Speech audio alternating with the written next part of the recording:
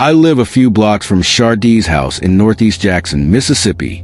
On Sunday night, everything seemed normal. I saw her and her little girl, Janae, playing in the yard earlier that evening. When Monday came and they didn't return, whispers started growing like a storm. Monday morning, I noticed police cars from my window. I had heard a knock at my door. An officer asked if I had seen Shardee and Janae after 8 p.m. I shook my head. I told him I saw them earlier that night, but I didn't see them get back home. The officer thanked me and left. Word got around fast.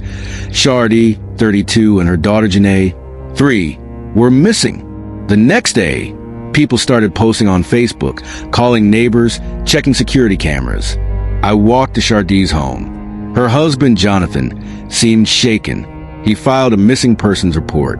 I could see tears, confusion, fear in his eyes. They said Shardee drove away Sunday night in her Chevy Equinox with Janae and never came back. No one knew why. No obvious signs of forced entry. No message left.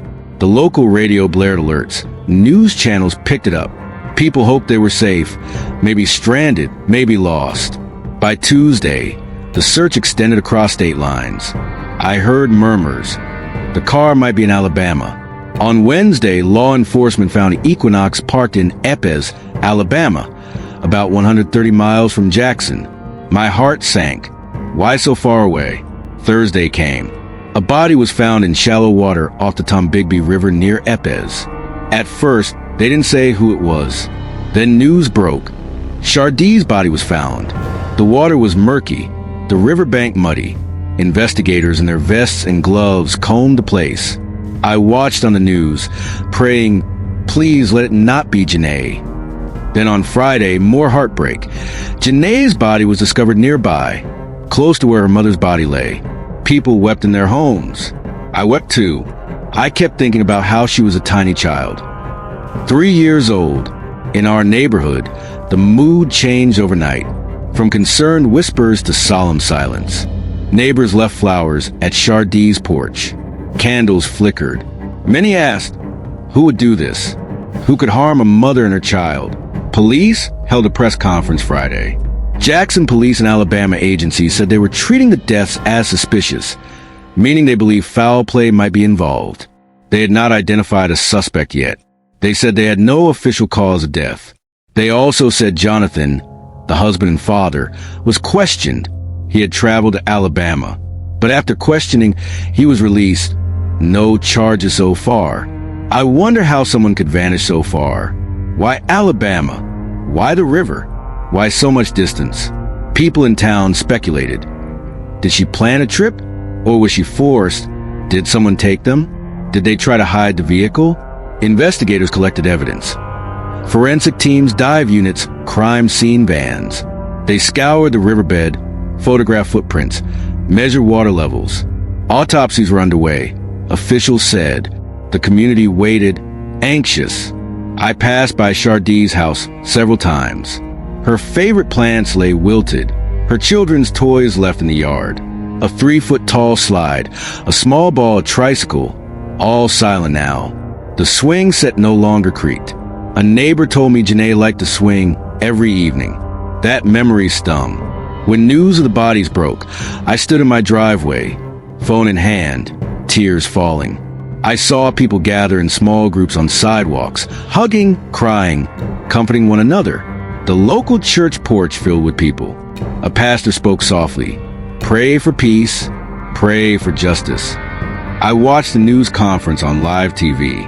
The police chief's voice trembled. He said, at this time, we do not have suspect information. He urged anyone with information to reach out. He said the case was still active. There were lines of detectives, reporters, flashing cameras behind him. I thought of Shardee's family, her husband, her friends, what shock they must feel from missing to the worst outcome. I thought of Janae, just a toddler, and how little control she had. I felt anger, sorrow, confusion. Why were they found over 100 miles away? Why near a river? Was it intentional or accidental? Why so early, only a few days after the disappearance? Why no Amber Alert? The police said they didn't think it was a standard custodial kidnapping. so it didn't qualify. That reason made little comfort. I wonder if someone knew them, someone they trusted. Did Shardee feel pressured? Did Janae get caught in something unknowable? I replay in my mind glimpses, her walking, pushing a stroller, chatting, playing, all normal. No signs of fear. After the bodies were found, our small community felt smaller. People looked at their children differently. Mothers hugged their toddlers tighter. Conversations turned to what if, or could that happen to me? At local stores, cashiers looked tired.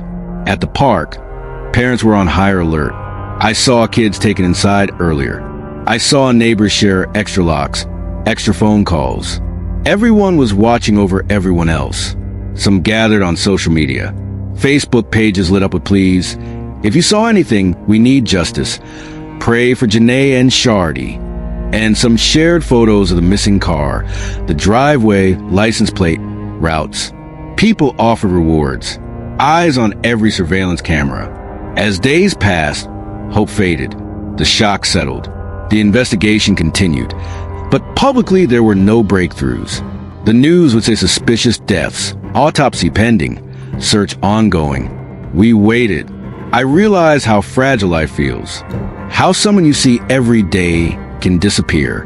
How pain and loss spreads beyond the immediate family. The case became more than tragedy. It was a warning, a sorrow etched into our memories. If I were to stand there at the river where bodies were found, I would feel the cold water, the dark edges, the uncertainty. I would hear whispers of nature, the wind across reeds. I would feel how small a child is beside that riverbank. I would wonder, did they fight? Did she protect her child? Did someone stand over them? This story of a mother and daughter disappearing and then being found dead far from home is a wound in our community. It reminds us how little we truly know about what happens behind closed doors. It challenges trust, security, and the safety we assume in daily life.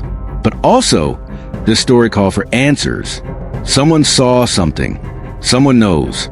Investigators are still working. I pray they find justice. For Shardee, for Janae, for peace in a place now forever altered by grief. If you like our story, don't forget to leave a thumbs up and share this video to your friends. And subscribe to our channel for more true crime stories.